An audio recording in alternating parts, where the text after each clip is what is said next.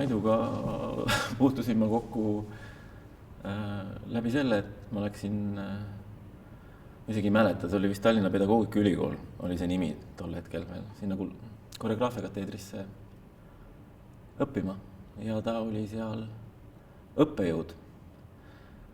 Ta küll tegelikult ei võtnud meid vastu, sest ta ise oli sellel vastuvõtukatsetajal New Yorgis Esto päevasid lavastamas, sest see oli palju glamuursem tegevus ju. Nii et ma mäletan seda tema väga kahtlustavat pilku, kui me esimest korda kohtusime seal tantsuseade tunnis. 1. või ma ei tea, 2. septembril. Aga ma mäletan üht episoodis. See oli vist esimene kord, kui mulle tekkis see mõttepoeg, et äkki ma ei olegi väga vales kohas. See oli West Side Story proov. Ma olin vist 2. kursuse alguses kuskil. Ja West Side Story oli siis üks neid esimesi muusikale, mis Linnahallis nagu lavastati. Neeme Kuningas oli lavastaja ja Mait Agu oli koreograaf. Ja laval olid Muusikaakadeemia ooperistuudio tudengid, kes kõik on, mitte kõik, aga väga paljud nendest on praeguseks maailmakuulsad lauljad ja siis veel natuke vähem maailmakuulsad Maidu koreograafiakateedri tudengid. Ja ma mäletan, see oli Estonias oli see proov, Estonia laval ja seal oli üks tantsusoolo, kuhu Mait mind nagu proovis.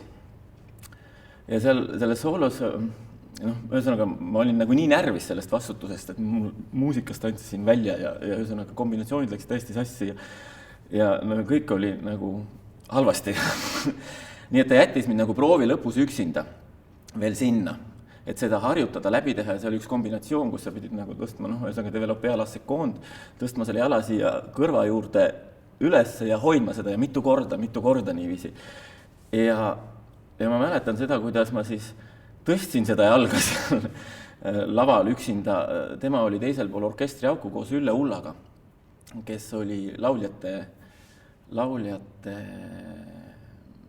liikumisjuht ja nagu repetiitor.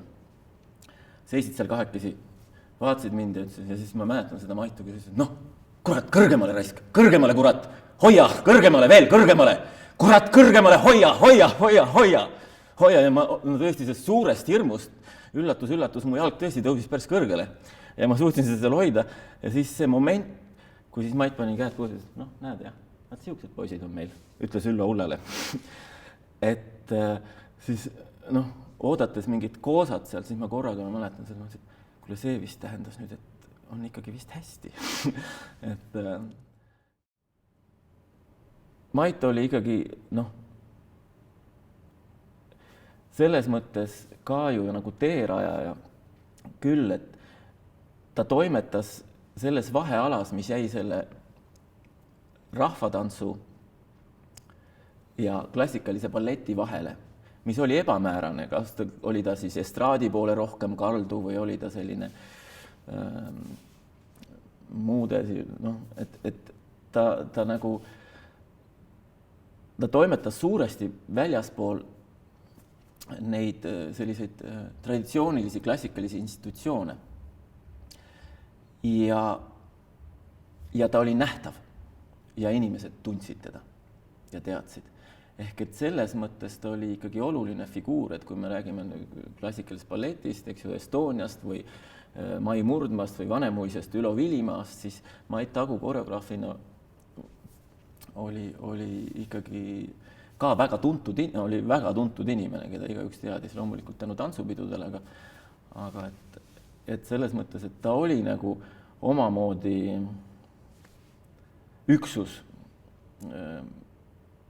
kus võib-olla see ei olnud nii selgelt arusaadav,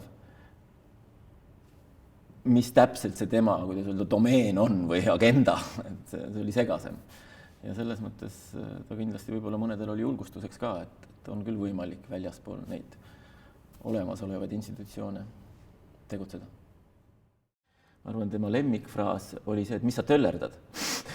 Seda me saime tudengitele kuulda jälle ja jälle kõik, sest ta tõesti seda laiskust ja lohakust ei sallinud, et ta ise nii väle ja vahe mõtleja. et kui nüüd siin naljaga pooleks öelda, siis seda ma mäletan, jah. Et me tegelikult, kui me räägime nüüd kaasaegse tantsu kontekstis, siis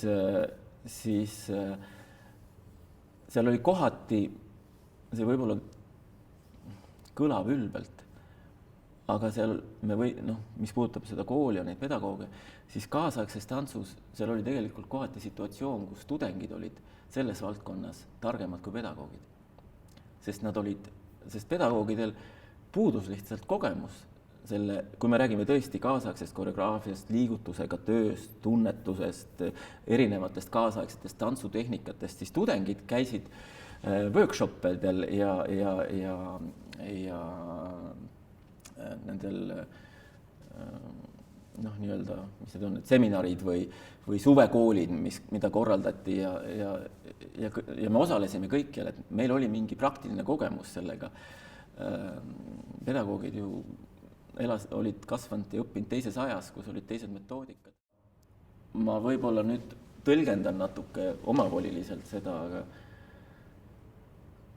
aga tants leiab aset ainult siis, kui keegi tantsib.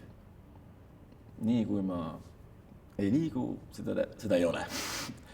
Etendus leiab aset ainult siis, kui keegi vaatab seda tantsivat keha. Ma võin üksi tantsida, aga see ei ole etendus. Ehk et see kohalolu, nii selle keha, tantsiva keha, kui selle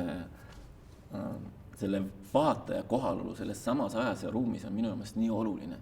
Et me võime siin minna Zoomi ja teha nagu multimeedia värke ja kõike särki. Aga see etendus minu jaoks on niisugune vana hea analoogžanr, üks vähestest, mis on veel jäänud. Ja ma arvan, et see on midagi sellist, mida ta oleks kindlasti katsetanud, aga ma usun, et see selline kohalolu, see oli midagi sellist, mida ta meeletult oluliseks pidas.